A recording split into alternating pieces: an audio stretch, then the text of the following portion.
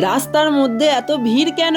তো হ্যালো বন্ধুরা, কেমন আছো তোমরা সবাই? আজ আমি তোমাদের দেখাতে চলেছি আমাদের গ্রামের রামনবমী শোভাযাত্রা। চারপাশ যেন উৎসবের আমেজে কি সুন্দর মেতে উঠেছে। এটা হচ্ছে আমাদের মেন রাস্তা। দেখতেই পাচ্ছ চারিদিক কেমন গেরুয়া সাজে সেজে উঠেছে। ছোট ছোট বাচ্চারা রাম, সীতা, লক্ষণ আর হনুমান সাজে নেমেছে শোভাযাত্রা। এদের দেখে মনটা সত্যিই আনন্দে ভরে যায়। দেখো কি সুন্দর লাগছে এদেরকে। রাস্তার মধ্যে দেখতে পেলাম একটা কাকু হনুমানজির মূর্তি নিয়ে কি সুন্দর নাচছে এখানে।